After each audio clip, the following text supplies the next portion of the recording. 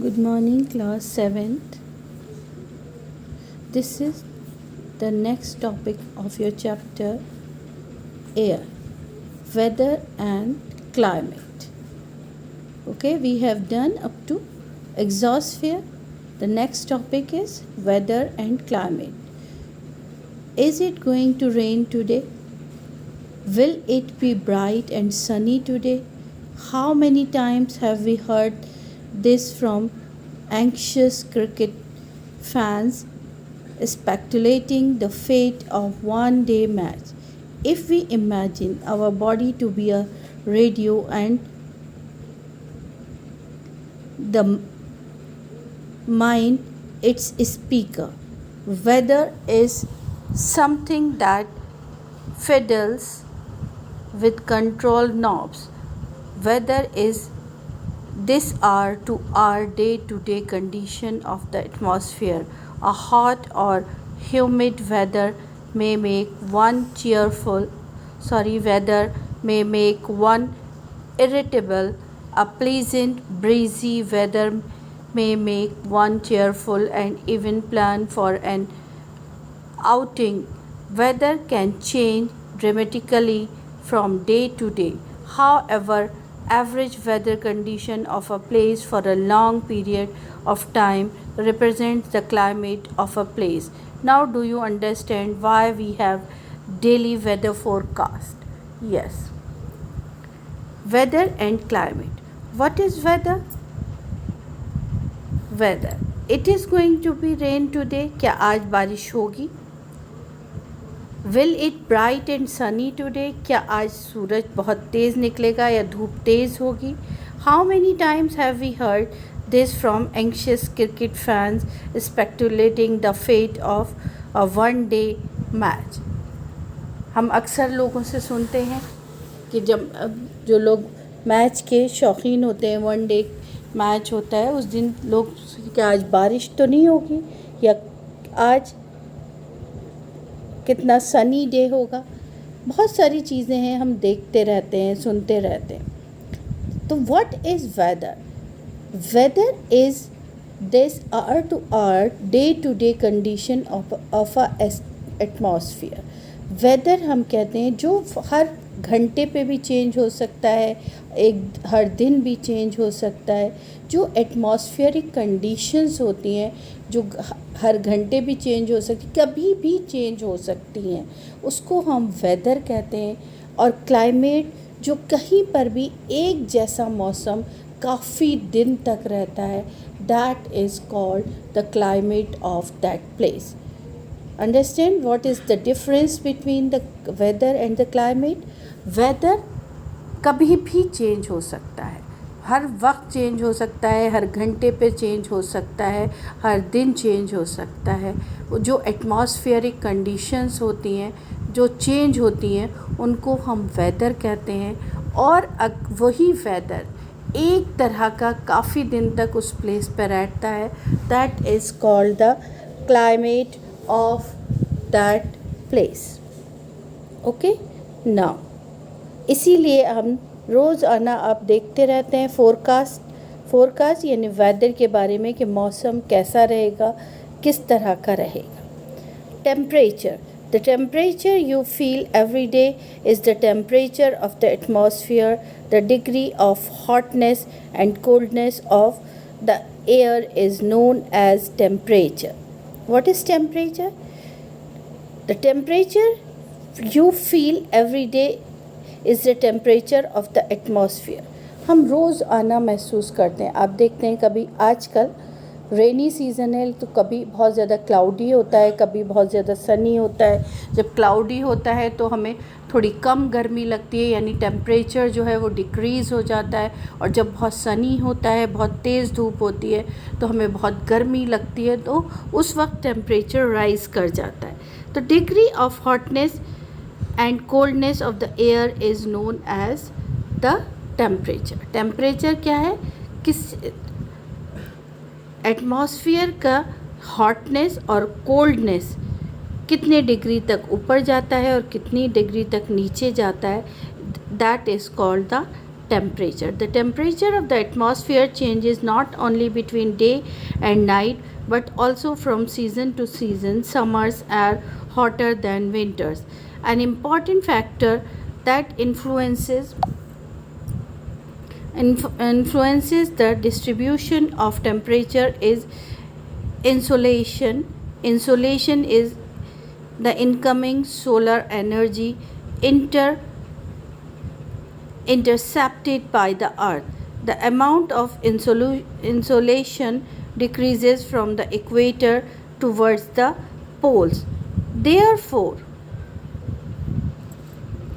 the temperature decreases in the same manner. Now, do you understand why poles are covered with snow? If the earth's temperature rises too high, it would become too warm for some crops to grow. Temperature is in cities is much higher than that of villages. The concrete and metals in buildings and the as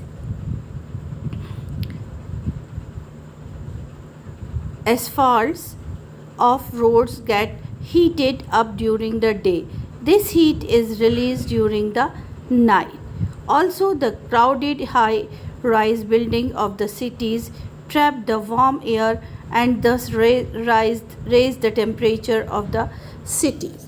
हम देखते हैं कि जो temperature है वो अलग अलग जगहों पे अलग अलग डिग्रीज पे होता है. जैसे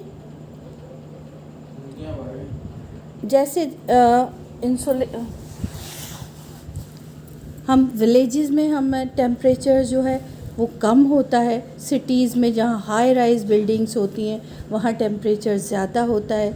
इसी तरह जो ओपन एरियाज़ हैं वहाँ पे टेम्परेचर कम होता है और जो क्राउडेड एरियाज़ हैं वहाँ पे टेम्परेचर ज़्यादा होता है. इसी तरह जैसे इक्वेटर है, इक्वेटर पे क्या होता है?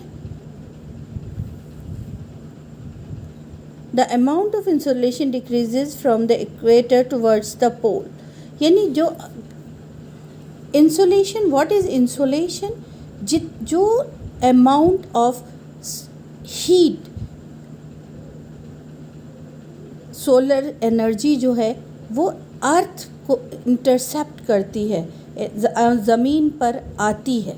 यानी जो अमाउंट ऑफ हीट ज़मीन पर आती है उसे इंसोलेशन कहते हैं. और कितनी आती है आप देखेंगे कि जैसे इक्वेटर पे क्या होता है, हीट बहुत डायरेक्ट सन रेज आती हैं तो वहाँ पे जो है गर्मी बहुत ज़्यादा होती है. और जैसे जैसे हम पोल्स की तरफ मूव करते हैं वहाँ पे हमारी हीट जो है वो कम होती चली जाती है. इसी तरह मैंने जैसे आपको बताया कि क्राउडेड एरियाज़ जो हैं वहाँ पे क्यों हीट जो है, जो हाई राइज बिल्डिंग्स हैं वो हीट को अपने अंदर एब्जॉर्ब करती हैं तो वहाँ पे गर्मी ज़्यादा होती है. और जो विलेजेस हैं या ओपन एरियाज़ हैं वहाँ पे टेम्परेचर कम होता है. Air pressure. You will be surprise to know that air above us presses us with a great force on our bodies. However, we don't feel it. This is because the air presses us from all the directions and our body exerts a counter pressure. आपको पता है या आप ये सुन के surprise रह जाएंगे कि जो हमारे चारों तरफ एयर होती है वो हमें प्रेस करती रहती है, हमें दबाती है. लेकिन हम ये फील क्यों नहीं कर पाते हैं? क्योंकि वो एयर प्रेशर हमारी बॉडी पे चारों तरफ से होता है, इसलिए हम उसे फील नहीं कर पाते हैं. This is because the air presses us from all the directions and our body exerts a counter pressure. और जब हमारे चारों तरफ से एक ही सा प्रेशर पड़ता है तो हम बिल्कुल एक से रहते हैं और हमें पता ही नहीं चलता कि हमारे ऊपर एयर प्रेशर है. Air pressure is defined as the pressure exerted by the weight of air on the earth's surface. As we go up the layer of atmosphere, the pressure falls rapidly. The air pressure is highest at sea level and decreases with height. Horizontally, the distribution of air pressure is influenced by temperature of air at a given place. In areas where temperature is high, the air gets heated and rises. This creates a low pressure area. Low pressure is associated with cloudy skies and wet weather. In areas having a lower temperature, the air is cold. It is therefore heavy. Heavy air sinks and creates a high pressure area. High pressure is associated with the clear and sunny sky. Yes, air pressure क्या होता है, किन जगहों पे ज़्यादा होता है? जिन जगहों पे एयर प्रेशर कोल्ड एयर होती है वहाँ पे एयर प्रेशर ज़्यादा होता है, और जहाँ पे हॉट एयर होती है वहाँ एयर प्रेशर जो है वो कम होता है. वाई? बिकॉज जो हॉट एयर होती है वो लाइट इन वेट हो जाती है और वो राइज़ कर जाती है अपवर्ड्स. इसकी वजह से वहाँ पे लो प्रेशर एरिया बनता है, और जो कोल्ड एयर होती है वो उसमें वेट ज़्यादा होता है और वो जो है वो नीचे रहती है, जिसकी वजह से एयर प्रेशर ज़्यादा होता है. तो the air always move from high pressure area to low pressure area. और हमारे एयर प्रेशर जो है वो किधर कैसे मूव करता है? Air always move from high pressure area. High pressure area कौन सा है? जहाँ पे कोल्ड एयर है. तो जब कोल्ड एयर जो है वहाँ से जब हीट होगी वो एयर, तो वो राइज अप करेगी और वहाँ पे से मूव करेगी. तो इसी तरह से हमारे एयर का मूवमेंट चलता है. Okay, wind. The movement of air from high pressure area to low pressure area is called wind. You can see wind at work as it blows dry leaves down the pavement or uproots trees during a storm. Sometimes when the wind blows gently, you can even see it blowing away smoke or fine dust. At times wind can be so strong that it is difficult to walk against it. You must have experienced it. Is not easy to hold a umbrella on a windy day. Think of some other examples when strong winds have created problems for you. Winds can be broadly divided into 3 types. What is wind? Wind, the movement of air from high pressure area to low pressure area is called wind. Wind क्या है? Air का movement high pressure से low pressure की तरफ move करने को wind कहते हैं. You can see wind at work as it blows dry leaves down the pavement. आपने देखा होगा हम विंड्स को कब महसूस करते हैं? जब आप देखते हैं, जब चलते हैं तो अक्सर आपने देखा होगा कि जो लीव्स हैं, ड्राई लीव्स जो ज़मीन पे पड़ी होती हैं, वो उनका हमें विंड का मूवमेंट बनाती हैं, ये बताती हैं. जिस साइड भी वो लीव्स जो है मूव करती हैं, इट मीन्स कि विंड भी उसी साइड पे ब्लो कर रही है या चल रही है. इसी तरह जब स्ट्रॉन्ग विंड होती हैं, स्ट्रॉन्ग यानी जिसे हम तूफ़ान कहते हैं या बहुत तेज़ आंधियाँ चलती हैं, तो आपने देखा होगा कि जो पेड़ हैं वो जड़ से उखड़ जाते हैं, है ना. तो ये सब क्या है? स्ट्रॉन्ग विंड्स होती हैं जो कि अलग अलग प्रॉब्लम क्रिएट करती हैं. Wind can be broadly divided into 3 types. Winds को हम 3 टाइप्स में डिवाइड करते हैं. कौन सी? Permanent winds, that permanent winds, seasonal winds और लोकल विंड्स. परमानेंट विंड्स को हम ट्रेड विंड्स भी कहते हैं. जो westerlies and easterlies are the permanent winds. Yes, are the permanent winds. These blow constantly throughout the year in particular direction. देखिए, जो वेस्टर्लाइज और ईस्टर्लाइज, जो वेस्ट से और ईस्ट से जो हवाएं चलती हैं, उन्हें हम परमानेंट विंड्स भी कहते हैं, क्योंकि वो पूरे साल ब्लो करती रहती हैं. Constantly through out the year in particular direction. एक ही डायरेक्शन में वो मूव करती रहती हैं.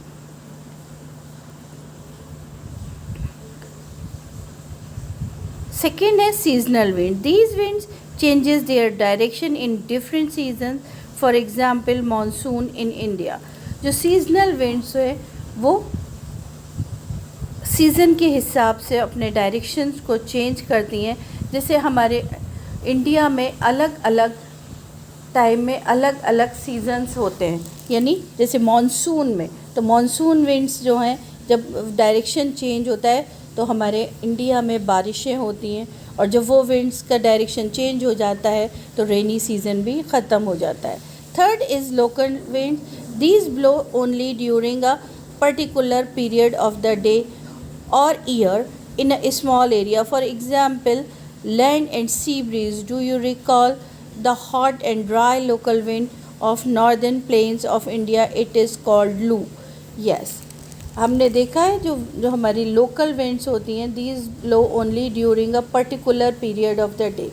जो लोकल विंड्स होती हैं वो कुछ ख़ास वक्त में, जैसे कि हमारे सी ब्रीज़ और लैंड ब्रीज़ हैं, तो उनका एक पर्टिकुलर टाइम होता है कि वो दिन में इधर ब्लो करती हैं, रात में उधर करती हैं. या जो लू होती है, लू का नाम हम सब ने सुना है. गर्मियों में मई जून में लू बहुत होती है, यानी जो दोपहर का टाइम होता है, यानी नून टाइम होता है, उस वक्त बहुत तेज़ और गर्म हवाएं चलती हैं जिसे लू कहा जाता है. यानी एक उनका पर्टिकुलर टाइम होता है. वो उसके बाद जैसे जैसे शाम होती जाती है वो कम होती चली जाती है. Yes. Moisture. When water evaporates from land and different water bodies it becomes water vapor. Moisture in the air at any times is known as a humidity. Moisture क्या है? Moisture है evaporation of water. जब बहुत तेज़ गर्मी पड़ती है और वाटर जो है वो हीट अप हो जाता है तो वो वाटर वेपर्स में चेंज हो जाता है. और वाटर वेपर्स जो हैं वो क्योंकि लाइट इन वेट होते हैं तो वो ऊपर राइज़ कर जाते हैं, जिसकी वजह से हमारे पूरे जो वो एरिया है उसमें मॉइस्चर रहता है, जिसे हम ह्यूमिडिटी कहते हैं. Okay. When the air is full of water vapor, we call it humid day. As the air gets warmer, its capacity to hold the water vapor increases and so it becomes more and more humid. On a humid day, clothes take longer to dry and sweat from our body does not evaporate easily, making us feel very uncomfortable. Moisture, जैसे आजकल के दिन जो rainy season होता है इसमें हमारे atmosphere में मॉइस्चर बहुत ज़्यादा होता है, और उसकी वजह से आप देखते हैं कि जो हम अपने कपड़े धोने के बाद ड्राई करने के लिए डालते हैं तो वो काफ़ी टाइम लेते हैं ड्राई होने में. इसी तरह हमें आजकल स्वेटिंग भी बहुत ज़्यादा होती है. क्यों? क्योंकि हमारे एटमॉस्फेयर में ऑलरेडी इतना मॉइस्चर होता है कि हमारा जो एवोपरेशन लेवल है वो कम हो जाता है, जिसकी वजह से हम बहुत अनकंफर्टेबल फील करते हैं. When the water vapor rises, it starts cooling. The water vapor condenses, causing formation of droplets of water. Clouds are just masses of such water droplets. When these droplets of water become too heavy to float in air, then they come down and precipitation. Or what is the precipitation, or what is the water cycle? क्या होता है? When the water vapor rises, जब water vapour जो हैं वो rise करते हैं, ऊपर की तरफ जाते हैं, इट स्टार्ट्स कूलिंग. जैसे जैसे वो ऊपर जाते जाते हैं वो ठंडे होना शुरू हो जाते हैं. The water vapour condenses causing formation of droplets. और वो जब ठंडे होते हैं तो वो छोटे छोटे ड्रॉप्स में चेंज हो जाते हैं. और clouds are just masses of such water droplets. और वो जो ड्रॉपलेट्स होते हैं पानी के वो किस में चेंज हो जाते हैं? वो क्लाउड्स में चेंज हो जाते हैं. और जब ये क्लाउड्स बहुत ज़्यादा हैवी हो जाते हैं तो ये प्रेसिपिटेशन शुरू हो जाता है, बारिश शुरू हो जाती है और फिर से वो नीचे ज़मीन पे आ जाते हैं. Jet planes flying in the sky leave a white trail behind them. The moisture from their engines condenses. We see trails of this condensed moisture for some time when there is no air movement to disturb it. आप लोगों ने कभी कभी देखा होगा कि rocket जा रहा है और उसके पीछे काफ़ी हमें एक स्मोक सा वाइट कलर का नज़र आता है। वो कैसे कैसे नज़र आता है? क्योंकि जब हमारी एयर नहीं ब्लो कर रही होती है तो वो जो हमारा उस स्मोक होता है वो हमें उसी तरह से नज़र आता है, और अगर एयर होती है तो वो उसे ब्लो करके ले जाती है, उसको डिस्टर्ब कर देती है। Precipitation that come down to the earth in liquid form is called rain. Most of the groundwater comes from rainwater. Plants help preserve water. When trees or hillsides are cut, rainwater flows down the bare mountains and can cause flooding of low-lying areas. On the basis of mechanism, there are three types of rainfall: the convectional rainfall, the orographic rainfall, and the cyclonic rainfall. Yes, rainfall हमारी सब आप लोगों की समझ में आ गया होगा कि जब वो मॉइस्चर जो है वो ड्रॉपलेट्स में ऊपर जाता है, वो ड्रॉप्स में चेंज होता है, वो ड्रॉप्स मिलके क्लाउड्स बनाते हैं, और क्लाउड्स जब हैवी हो जाते हैं तो वो प्रेसिपिटेशन होता है, यानी रेन जो है वो शुरू हो जाती है, और इस तरह से हमारी वाटर साइकिल जो है वो चलती है। लेकिन प्रेसिपिटेशन जब ज़मीन पे आता है, यानी बारिशें होती हैं, तो आपको पता है कि रेन वाटर से हमारे प्लांट्स हैं, हमें प्लांट्स को वाटर मिलता है। उसके अलावा अगर हमारे जो हिल साइड एरियाज़ हैं, अगर वहाँ पे बारिशें ज़्यादा या प्रेसिपिटेशन ज़्यादा होती है और लोगों ने वहाँ पे ग्रीन प्लांट्स को काट दिया होता है, तो वो जो हैं हमारे, क्योंकि हाई एरियाज़ होते हैं, वहाँ से वो पानी बह के तेज़ी के साथ नीचे आता है, जिसे हम फ्लड कहते हैं, और वो नीचे आके हमारे जो निचले इलाके हैं, लो लाइंग एरियाज़ हैं, उनको जो है वो उनमें फ्लड ले आता है, और वो वहाँ पे तबाही मचाता है, आप जिसे कह सकते हैं। फ्लड आता है तो क्या होता है, आप लोग आजकल सुन रहे होंगे कि इस बिहार में बहुत फ्लड है, और गुजरात में पानी है, वहाँ पानी है, हर जगह पर फ्लड्स आए हुए हैं। तो वो ये जो फ्लड हैं, ये क्या होता है कि जो हमारे अब हायर एरियाज़ हैं, वहाँ से जो पानी बह के नीचे आता है, वो फ्लड की शक्ल में नीचे आता है। ओके, तो और हमारी जो रेनफॉल है वो 3 टाइप्स की होती हैं। Number 1 is convectional rainfall, the orographic rainfall, and the cyclonic rainfall. Rainfall is very important for the survival of plants and animals. It brings fresh water to the earth's surface. If rainfall is less, water scarcity and drought occur. On the other hand, if it is more, flood take place. Rainfall बहुत ज़रूरी है, लेकिन उसमें balance होना भी ज़रूरी है।